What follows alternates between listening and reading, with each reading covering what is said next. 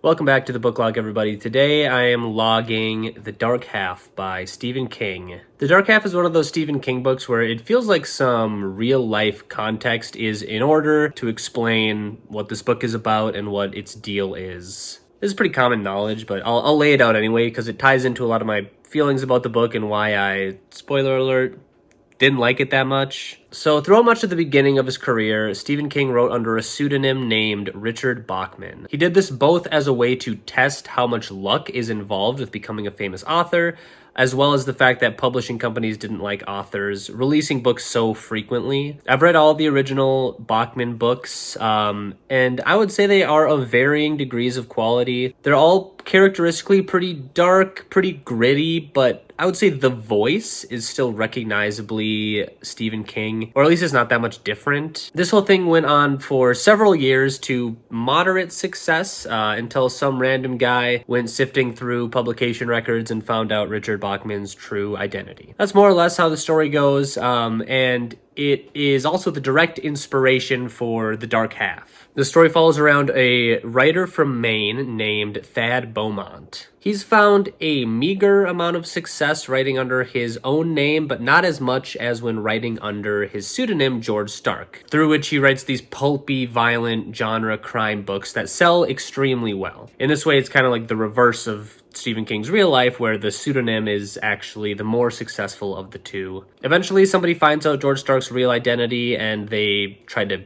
blackmail Thad Beaumont with this information. But instead of playing along, Thad decides to put the whole thing to rest by just openly admitting it, and then for additional publicity, he even holds a mock funeral for George Stark with a fake headstone and a photo op for a magazine and the whole 9 yards. From here, things get very quickly out of hand as George Stark somehow emerges from this fake grave. Literally, he crawls out of the grave hole as a real life entity and essentially begins going on a violent murder rampage of all the people involved in killing him off. He physically resembles the psychopathic killer protagonist of his own novels, Alexis Machine, and much of the first act of the book is him roaming from place to place, committing the most gruesome, morbid, overindulgently gory murders I'd probably ever seen Stephen King put to page. Some truly harrowing stuff, even from the master of horror. This concept might sound simple on the surface, an evil pseudonym comes to life, but the way it works in this book is kind of unnecessarily confusing. It seems like Stephen King couldn't decide if George Stark was supposed to be Thad's twin, be some sort of separate psychological manifestation of Thad, or literally just be Thad. Multiple interpretations are supported throughout the book, but they're kind of contradictory, and it was hard to get a sense of the nature of George Stark. On one hand, Thad invented him. The birth of George Stark was when Thad first decided to write under that name. So the entire concept of him as a being comes from inside Thad's head, but at the same time, they are constantly referred to and described as twins. In fact, twins in general are kind of a huge component to this book, as Thad has twin children of his own, and the way that his kids interact is very frequently played off of the way that Thad and George interact. And then to complicate matters further, there's this whole thing about how when Thad was a kid, he had to get brain surgery to remove a tumor, and the operating doctor discovered a bunch of body parts in there, like an eyeball, teeth, fingernails, etc. Insane visual, possibly the high point of the novel, about 10 pages in. And the conclusion he draws is that Thad absorbed a twin in the womb, and parts of it got stuck in his brain. To me, the implication is that this absorbed twin was somehow George Stark, and that he got out in some way. Thad's wife, Liz, often refers to the fact that when Thad used to write as George Stark, he would act meaner and more aggressive, as if George was just another side of Thad himself. Regardless, the two are very intrinsically connected. They can sort of read each other's thoughts. They have some degree of control over one another's actions.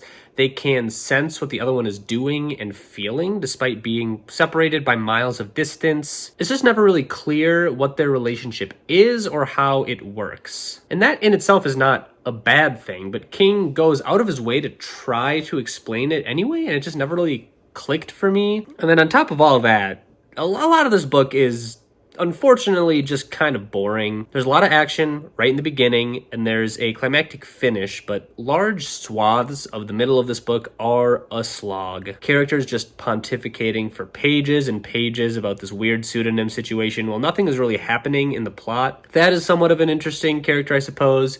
His wife Liz is there. Alan Pangborn, the Castle Rock police sheriff, is a nice enough guy, and he fulfills the kind of classic world-weary yet clever cop role King loves to employ. But none of them were interesting enough for me to want to just sit there and listen to them talk and argue all day. Thad trying to convince Alan of George Stark's existence, which we the readers already know about, took way too much time and it was kind of frustrating to me. And then last gripe to get out of the way, the Sparrows. All throughout the book, Thad has this vague psychic connection to sparrows. They show up everywhere all the time, and I guess they're there to help him because they're psychopomps, which are guides between the realms of the living and the dead, and Thad has to figure out how to use them to defeat George Stark and get him back to the land of the dead where he belongs. Maybe I'm just stupid, but this entire concept felt like absolute nonsense to me. The way they were used in the story never made sense. I didn't understand their relevance to anything in either a narrative sense or in a metaphorical sense. And even though the climactic final scene where Thad's house is filled with thousands and thousands of them and they carry off George Stark's corpse